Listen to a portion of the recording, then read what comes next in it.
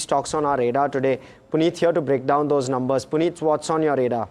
Well, trying to add some positivity and green in a dull day today. So the first one's Transport Corp of India. The company reported its quarter 3 earnings. Revenues were up almost 15% to come in at roughly 1147 crores, which has beat estimates. EBITDA also grew by almost 19% in this particular time frame, coming at almost at 120 crores versus about 100 crores in the same time last year, so beat there as well. Margins have been maintained at 10.3%, slightly below estimates on a percentage basis. On an absolute basis, it's beaten that, while the net profit is up 27% to come in at 101 crores, and that's why it's corrected from the day's high point today. But one of the stocks which was in the green throughout the day. The second one's RPG Life Sciences, another big beat for this particular company. It's reported a 12% growth in its revenue, roughly about 173 crores. Margins are also up 30%, but the overall margins have come in at 28.5% versus 24.7%. So a huge jump of about 375 basis points. And it's been the net profit is also up 35% in this particular time frame. In its key highlights, the company did mention that the domestic formulation business has continued to gain from strength to strength. It's also registered profitable as well as healthy growth even in the newer categories that it has entered, with the EBITDA margin expansion also leading due to lower employee costs. The stock is up almost 10%. It's maintained its positive day through. And the last one's affected also because of market condition and poor results as CDSL. Now the company reported, while a 29% jump of at 278 crores in terms of revenue, margins also have fallen by roughly 400 basis points to come in at 57.8%, and that's been one of the key triggers. Apart from that, net profit margins have slightly contracted, but it's still a growth compared to on a YOY basis. But the stock price has taken a strong beating in trade today. So two stocks which have gained because of Q3 results, and one which is of course CDSL on the back of numbers has been affected due to market conditions as well. All right, thank you so much for that, Puneet. With that, let's welcome in Siddharth Khemka, Head of Research, Wealth Management at Motilal Oswal, who is joining us now. Siddharth, Puneet talked about RPG Life. We are in a market where good numbers, the stock is being rewarded.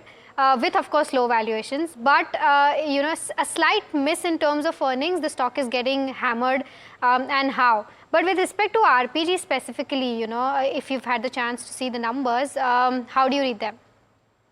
Yeah, hi, good afternoon, Mahima. So unfortunately, the stock is not under coverage, so we don't have a view, or I have not tracked the stock. Okay, in terms of CDSL or Transport Corp, any of these, if you have view?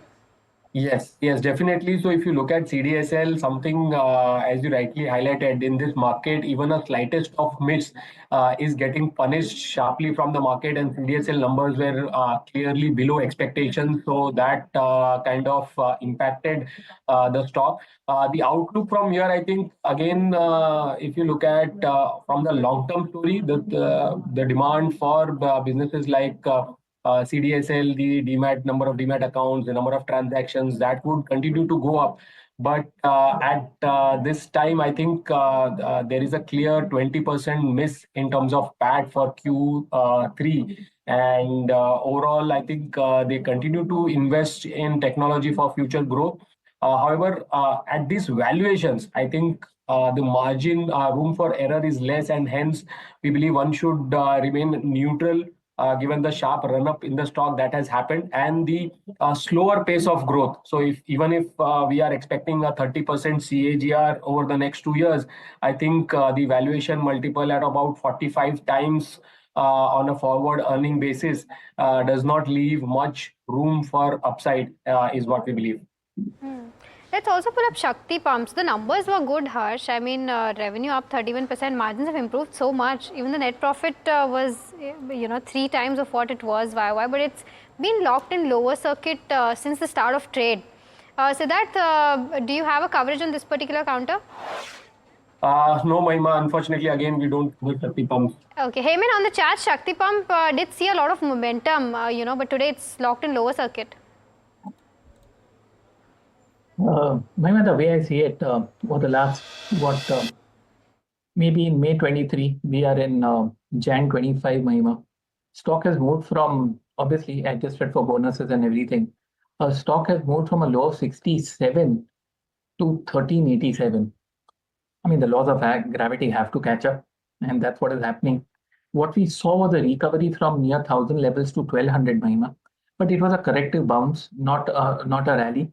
and now we've resumed the downward journey. So I believe we could be, we seem to be entering a correction of a greater degree, and that will take some time to play out. For a quarter or so, I don't think anything spectacular looks like happening. And yeah, the swing low was at 1008, and there's 996, a low in December 24, 31st. So I think that's where we could see support coming in, Mahima.